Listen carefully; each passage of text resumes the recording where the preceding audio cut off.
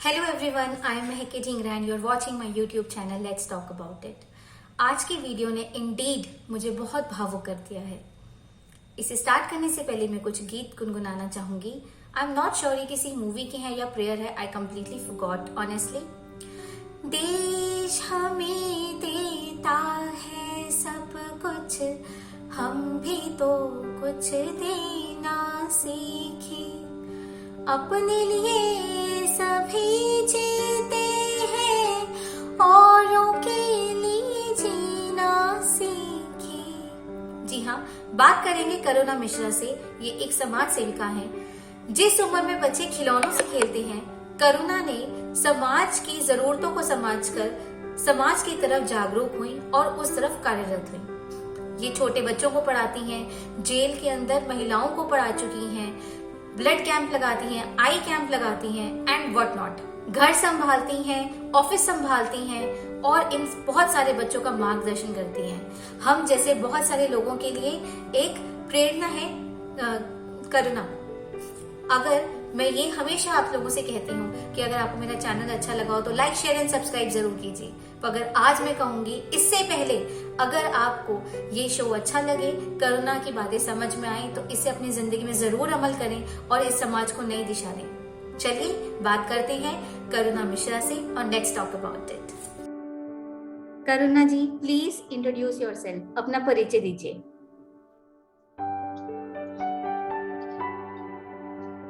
हाँ जी, नमस्कार। सबसे पहले तो और मैं करुणा मिश्रा, मैं एमए इकोनॉमिक्स से हूँ और बीएड किया हुआ है और समाज सेवा मैं बचपन से इसमें अभिरुचि रखी। जैसे कि शिक्षा जब मैं क्लास 10वीं में थी तभी भी मैंने उन बच्चों को पढ़ाया जिनके लिए शिक्षा बहुत दूर की कौड़ी थी। उसके बाद एक एनजीओ में जुड़कर जेल के अंदर महिला कैदियों को पढ़ाया और उनको आगे बढ़ने के लिए मार्गदर्शन दिया। उसके बाद मैं as a local news channel में काम करने के दौरान निगाहें आप तक महिलाओं पे हो रहे अत्याचारों के खिलाफ भी आवाज उठाई और समाज सेवा में अभिरुचि तो मुझे रियली में बचपन से रही। मुझे बहुत अच्छा लगता है दूसरों की मदद करने में। और उसके बाद भी जब मैं दिल्ली आई तो जब यहाँ पे भी मैंने बच्चों को देखा, इस तरह से जो स्लम्स के बच्चे हैं कि इस तरह से इनको पढ़ने के लिए वंचित हैं, इनको पढ़ाई की चीजें नहीं मिल पा रही है, नहीं पढ़ पा रहे हैं, तब भी मैं उस दौरान जो हमारी दीदियों के बच्चे थे तो मैं उनको पढ़ाया करती थी। उसके बाद कोरोना के दौरान तो मैं आपको क्या बताऊं, मीन्स उस दौरान तो शायद मैं 3 से 4 घंटे भी नहीं सोती थी, इतना स्ट्रेस लिया मैंने लोगों की मदद करने में। और आज मैं ऑल ओवर इंडिया लेवल पे ब्लड डोनर की हेल्प करती हूँ। अभी मैं कल ही एम्स गई थी किसी डोनर को लेके ब्लड डोनेशन के लिए। और इस तरह से कभी आर्मी हॉस्पिटल, कभी कहीं दिल्ली में भी, और ऑल ओवर इंडिया पे भी हमारे डोनर का इस तरह से काम चलता रहता है, हम सारा वेरीफाई करके। बिकॉज इस बात को मैं समझती हूँ कि जो पेशेंट के साथ अटेंडेंट होते हैं वो कितना परेशान होते हैं, कितना दुखी होते हैं। तो मैं सोचती हूँ उनका अगर ये छोटा सा काम मैं कर देती हूँ तो उनके लिए काफी अच्छा होगा। और उनकी इस तरह से एक दूसरे के लोग मदद करेंगे तो बहुत अच्छा होगा देश का, मेरा ये कहने का मतलब है। तो कितने साल हो गए होंगे? और आपने मुझे बताया जैसे आप बचपन से थे, इस तरफ आपकी रुचि थी, तो क्या कोई ऐसी कोई घटना घटित हुई या आपके मन में शुरू से था, या अपने अपने परिवार में किसी को देखा, अपने एनवायरनमेंट में किसी को देखा, कुछ ऐसा जो ट्रिगर किया कि नहीं, तरफ जहां मैं जुड़ी हूँ ये तो मैं छोड़ूंगी नहीं, चाहे कुछ भी हो जाए? हाँ जी मैम, एक्चुअली क्या हुआ था, जब मैं बहुत छोटी थी, मीन्स मैं 9-10 साल की थी, तो मेरे घर पे एक लेडी आई थी। वो भीख मांगने के लिए आई थी। एक्चुअली वो कहीं और रहती थी, वहां पे बाढ़ आ गया था, तो वो मेरे घर पे आई थी। तो मेरी मम्मा उस समय 2 रुपए उनको दे दिया। उनकी बेटी की शादी थी, बाढ़ में सब कुछ डूब गया था, कुछ भी नहीं बचा था। उनके जो पति हैं, जो हस्बैंड है उनके, वो अंधे थे। तो मम्मी ने 2 रुपए दिए, तो मैंने कहा ये 2 रुपए में शादी तो नहीं होगी ना। तो फिर मुझे अच्छा नहीं लगा और मैंने उस समय घर में 9-10 साल की लड़की घर घर जाके चंदा इकट्ठा करके उनकी बेटी की शादी करवाई। तो मुझे लगता है कि अगर हम इस तरह से लोगों की मदद करेंगे तो ये बहुत ही अच्छा होगा। और फिर लगा कि एक पल में कुछ भी हो सकता है, कुछ भी हो सकता है। जैसे उनके पास सब कुछ था और बाढ़ आया, वो सब कुछ डूब गया। तो इस तरह से अगर हम दूसरे की फीलिंग्स को, दूसरे की इमोशंस को समझेंगे तो लगता है कि हमारा दुख खुद ही दूर हो जाएगा जब दूसरों के बारे में हम सोचना शुरू कर देते हैं। अभी तो वीडियो शुरू हुई है, मुझे गूज बम्स आ रहे हैं आपकी बातें सुन के। पता नहीं मेरा क्या हाल होगा अंत तक। मुझे आप ये बताइए, मैंने बहुत सारी एनजीओ देखी हैं और बहुत सारे वॉलंटियर्स देखे हैं। ज्यादातर जो ज्वाइन करते हैं वो बच्चे होते हैं कॉलेज वगैरह के, जो अपने फ्री आवर्स के अंदर शुरू करते हैं। पर एक जो ट्रेंड में देखती हूँ वो क्या होता है कि शुरू होता है, मेरे साथ भी हुआ है, फिर छूट जाता है। तो क्या संदेश आप इस वीडियो के माध्यम से उन बच्चों को या उन वॉलंटियर्स को, आई शुड से, और उन एनजीओस को देना चाहेंगे कि क्या वो गलती कर रही हैं, या उन बच्चों को या उन वॉलंटियर्स को कि वो क्या कर सकते हैं ताकि समाज को एक्चुअली में जरूरत है, जो आप कर रहे हो उसकी समाज को जरूरत है, तो अगर मगर हम वो चीज ना छोड़ें, क्या ऐसा संदेश दोगे कि वो छूटे ना कुछ होता रहे? मैं ये संदेश देना चाहती हूँ कि जैसे अभी मैं स्लम्स के बच्चों को पढ़ा रही हूँ, जब मैं कोरोना के दौरान उनको कुछ चीजें डिस्ट्रीब्यूट करने के लिए गई थी, तो वो बिल्कुल अनडिसिप्लिन थे। तो मुझे लगा कि मैंने उनको बोला, बच्चों आप पढ़ते नहीं हो, आप बिल्कुल अनडिसिप्लिन हो, बिल्कुल अनुशासनहीन हो आप। तो उन्होंने कहा मैम हम कैसे पढ़े, हमारे पास बड़ा फोन नहीं, हम स्कूल नहीं जाते। फिर मैं जब उस दिन घर पे आई और स्टेशनरी के कुछ सामान परचेज कर, और मैं रोड पे बैठ गई पढ़ाने के लिए। और आज भी मैं फुटपाथ पे पढ़ाती हूँ, लेकिन उस समय पे बस 10 बच्चों से शुरुआत करी थी, आज 100 से ज्यादा बच्चे हैं। तो इनकी एक्सपेक्टेशन जो है ना, एक जो भी काम करना शुरुआत करता है उससे उनकी एक्सपेक्टेशन, जैसे बच्चों की एक्सपेक्टेशन मेरे साथ बढ़ गई। तो अगर मैंने वो शुरुआत करी और बीच में छोड़ देती हूँ तो ये मेरा अच्छा कार्य नहीं होगा, मैं कहीं ना कहीं उनको और दुखी किया। तो हम वही काम की शुरुआत करें, वही जुनून रखें अपने अंदर कि हम उस चीज को, कार्य को पूरा कर सकें। और मैं सभी एनजीओ और सभी को ये बोलूंगी कि आप जो काम कर रहे हो ना, इस दूसरों की उम्मीदों पे आप खरे उतर रहे हो, तो प्लीज इसको बरकरार रखें, अदरवाइज अगले अब बहुत दुखी होता है। और अगर जैसे इसमें अगर मैं एक चीज अपना अनुभव ऐड करूं, तो हो सकता है कि हर किसी की एक्सपर्टीज अलग होती हो और किसी की कोई एक्सपर्टीज है, तो अगर उसका हम एक ट्रैक बना लें, एक रिकॉर्ड बना लें, और अगर किसी से जो वॉलंटियर्स आना छूट गए हैं उनसे कॉल करके पूछ ले कि भाई आप क्यों नहीं आते हो, है ना।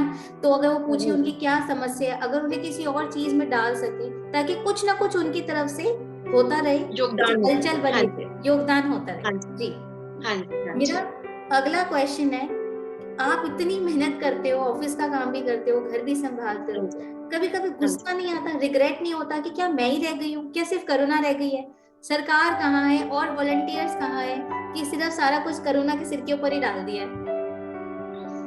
मैम इसके लिए तो मैं बोलना चाहूंगी कि सबसे पहले तो मैं भगवान को बहुत बहुत धन्यवाद देना चाहूंगी। बहुत सारे लोगों में बहुत कम लोगों का चयन करते हैं भगवान इस कार्य के लिए, तो मैं बहुत खुश नसीब हूँ कि भगवान ने लोगों की मदद करने के लिए मेरा चयन किया है।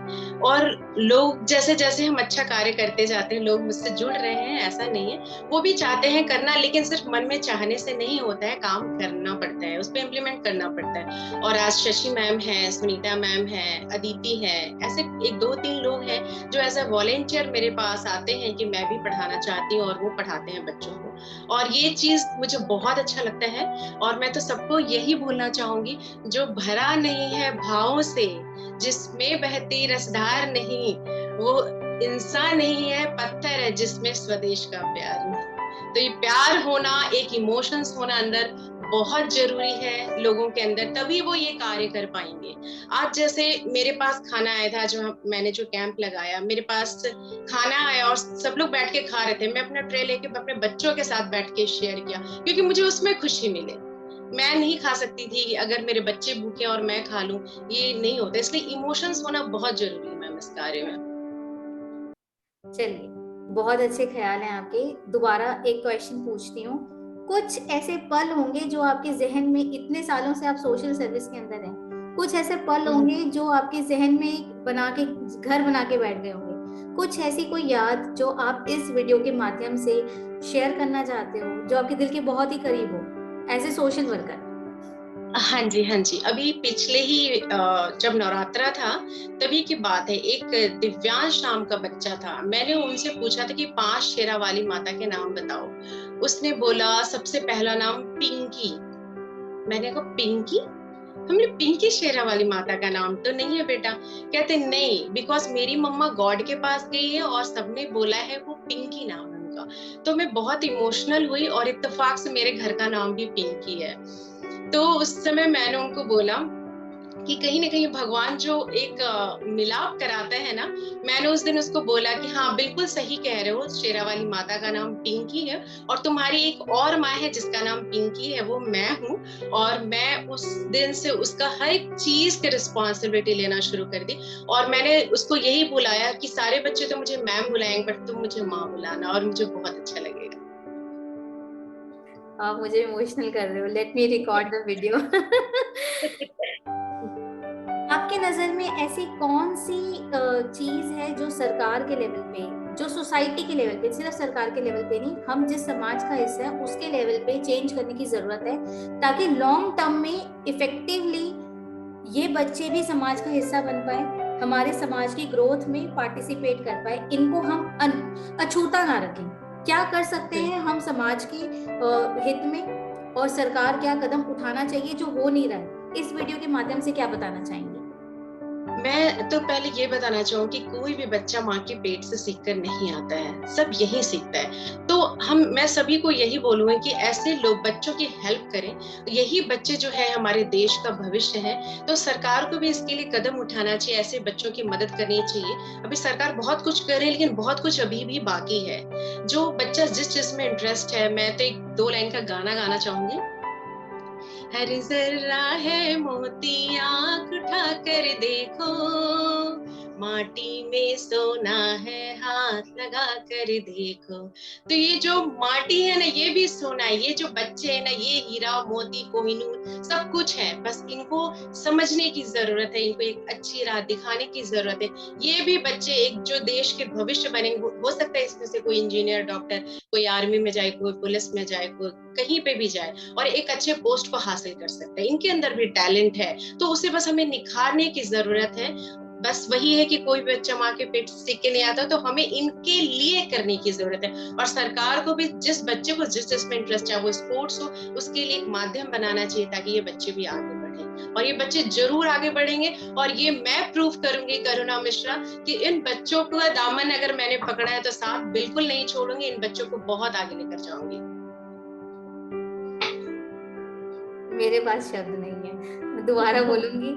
मैं इंटरव्यू लेती हूँ, आपने मुझे चुप करा दिया, तो मेरे पास शब्द ही नहीं है। जैसे वो कहते हैं थैंक ना यू। कि ये मेरे एम्बिट से बाहर है। नेक्स्ट क्वेश्चन, जो मेरा लास्ट क्वेश्चन होगा, क्या आप इस भविष्य में देखती हैं कि भविष्य में और क्या होने की उम्मीद है, और ये जो आप कर रही हैं इसके पीछे कोई ना कोई लॉन्ग टर्म प्लान क्या होगा? हालांकि मैंने अभी आपके मुंह से सुना, दोबारा सुनना चाहूंगी। अंत में क्या संदेश देना चाहती हैं, और एक लॉन्ग टर्म प्लान आपके माइंड में क्या है कि ये बच्चे जो आज थर्ड फोर्थ फिफ्थ में हैं, इन्हें किस तरीके से आगे लेके जाएंगी, वो एक प्लीज शेयर करें। हाँ जी मैम, बिल्कुल। इन बच्चे जो मेरे third fourth fifth six seventh में भी हैं, इन बच्चों को जिस चीज में रुचि है पहले तो उस चीज में मैं देखना चाहूंगी। जैसे अभी मैंने पिछले मंथ में मैंने एक ऑडिटोरियम इन बच्चों का प्रोग्राम कराया। इन बच्चों को मैंने डिसिप्लिन में बिठाया और सारा कुछ, जब तक मैंने किसी को बताया नहीं, बच्चे झुग्गी झोपड़ी के कोई यकीन ही नहीं किया। और बड़े बड़े एकेडमी से बच्चे आए थे और मेरे बच्चों के लिए हर किसी ने क्लैपिंग करी, क्योंकि इसलिए नहीं कि झुग्गियों के, इसलिए कि इनकी परफॉर्मेंस बोल रही थी, इनकी परफॉर्मेंस बता रही थी कि ये बहुत अच्छे हैं और बहुत टैलेंटेड है। तो जिसमें जिसकी रुचि है तो उसमें उनको आगे बढ़ाना है। और बहुत सारे बच्चे जिनको ड्राइंग में इंटरेस्ट है, जिनको स्टडी में इंटरेस्ट है। एक बच्चे ने इतना अच्छा कूलर बनाया, फैन पे बैटरी पे उसको चार्ज करके, बिलीव नहीं हो रहा था कि ये इस बच्चे ने बनाया है। तो इस तरह के जिसमें जिस तरह से अभी रुचि है उसमें उनको आगे बढ़ाना है और इनको लेकर बहुत आगे जाना है। इनको डिसिप्लिन, अनुशासन जितना अभी तक मैंने सिखाया है, इनको आगे भी इसी अनुशासन में रहे। जो बच्चे मांगते हैं, इनके मांगने की आदत छूट चुकी है, आज बच्चे बहुत अनुशासन में। मुझे बहुत प्राउड फील होता है कि सारे बच्चे हमारे, और मेरा मतलब मैं खुशी से फूल ही नहीं समाती जब मुझे कोई कहता है इतनी जगह झुग्गी झोपड़ी में बच्चे देखे, लेकिन आपके बच्चे के लिए हैट्स ऑफ टू यू। तो मुझे ये चीजें बहुत अच्छी आप लगती है। आप ये कह रही हैं कि ये बच्चे पहले भीख मांगते थे और अब उन्होंने भीख मांगना छोड़ दिया, वो सिर्फ पढ़ाई पे और अपने उस पे ध्यान दे रहे हैं, फ्यूचर पे। हाँ जी। और दूसरी बात, जो थोड़े बड़े बच्चे थे ना मैम, उनकी लतें थोड़ी खराब होने लगी थी, जो 13-14 साल के थे, जुग्गियों के पीछे ये जुआ वगैरह भी खेलते थे। पर उस दौरान मैं इनको समझा समझा के, आज मेरे कोई भी बच्चे इस तरह की हरकतें नहीं करते ना, जो कोई भी बच्चे मांगते हैं, और सारे बच्चे स्टडी करते हैं और बहुत ही अनुशासन में रहते हैं। इवन ये अपने पेरेंट्स को भी समझाते हैं, क्योंकि स्टार्टिंग बहुत ही मुश्किल था। इन पेरेंट्स भी बच्चों को लेकर चले जाते थे काम पे, कभी कहीं कभी कहीं। तो उनको समझाना कि पढ़ाई कितनी जरूरी है, फिर उनको मोटिवेट किया। आज बच्चे मोटिवेट हुए, बच्चे अनुशासन में हैं, बहुत डिसिप्लिन में हैं, मीन्स साफ सुथरा रहने लगे हैं। तो बहुत सारी चीजें इनमें चेंजेस आई है, और मैं बहुत हैप्पी हूँ। और मैं चाहती हूँ कि पूरी जिंदगी इनके साथ जुड़े रहना है मुझे, और इनके लिए काम करना है। और इस तरह से और भी बच्चों के लिए मैं काम करना चाहती हूँ, कि जो भी बच्चे इस तरह से मुश्किल में हैं, जिनको पढ़ाई के लिए दिक्कत हो रही है, जो पढ़ाई से वंचित है, उनको पढ़ा लिखा कर कुछ अच्छा इंसान बनाना है, और उनको कुछ ऐसा उनके लायक बनाना है, उनको उस लायक बनाना है, ताकि वो अपने पैरों पे खड़ा हो सके और कुछ एक अच्छा नागरिक बने इस देश के लिए, और हमारे देश का भविष्य बने। मैं तो आपसे ये कहूंगी कि पहली बात तो शत शत नमन आपको कि आप इतना अच्छा काम कर रही हैं। तो मैं ये सोच रही हूँ कि जैसे हम जब गाड़ियों में जाते हैं और हम देखते हैं बच्चे भीख मांग रहे हैं या कर रहे हैं, तो हम सिर्फ जजमेंट्स पास करते हैं। आपने या उस गाड़ी से उतर कर एक नई गाड़ी बनाई है, जिसके अंदर आपने उन बच्चों को बिठाया है, जो गाड़ी उनके हाँ भविष्य की है। और मैं तो जो भी वॉलेंटियर्स हैं या जो भी लोग हैं जो इन्फ्लुएंशियल हैं, या जो लोग हाउसवाइफ्स हैं या जो भी हैं, बच्चे हैं जो अभी खुद पढ़ रहे हैं, इस समाज के लिए मैं तो उनसे यही रिक्वेस्ट करूंगी, इस आपके साथ डिस्कशन करने के बाद on let's talk about it, कि समाज के लिए कुछ ना कुछ करते रहें। ये बच्चे हमारे बिल्कुल समाज का हिस्सा है, और इनकी ग्रोथ में हमारी ग्रोथ है। बिल्कुल। और लास्ट में मैम सबको मैं ये संदेश देना चाहूंगी, कि हम्म, सभी को पता होता है हमारे पास पैसे कितने हैं। एवरी पर्सन जो भी इस हम्म, दुनिया में अर्निंग कर रहा है, चाहे वो कोई भी हो, हम्म, मुझे भी पता है मेरी सैलरी कितनी आती है, मैंने कहाँ पे कितने पैसे रखे अकाउंट में, कितने, लेकिन समय का नहीं पता होता। तो जो भी हमारे पास समय है, क्यों ना हम उसका सदुपयोग करें, और हमें एक अच्छे कार्य में लगाएं, जिसके लिए दूसरों का हित हो। क्योंकि जो हम खुद के लिए करते हैं ना, वो हमारे साथ चला जाता है, लेकिन जो दूसरों के लिए करते हैं वो अमर हो जाता है। तो मैं चाहती हूँ, मैं जो भी दूसरों के लिए कर रही हूँ, सारा कुछ अमर हो। मैं रहूं ना रहूं, रहे ना रहे, हम महका करेंगे like that. Thank you so much Karuna ji for coming on the show. And मैं उम्मीद करती हूँ कि इस वीडियो से बहुत लोग बहुत कुछ सीखेंगे। और जैसे मैं भी डिसकंटिन्यू कर चुकी थी, मैंने एक दो जगह जाना शुरू किया था, मैं अगेन स्टार्ट करूंगी। आपकी बातों ने मुझे लिटरली अंदर से चेंज कर दिया, not just for the sake of screen. I be restarting it again, ये मेरा प्रॉमिस है आपको। Okay, thank you so much, thanks a lot. Thank you so much, thank you. Okay, thank you bye, so much, take care. Thanks. Okay, bye.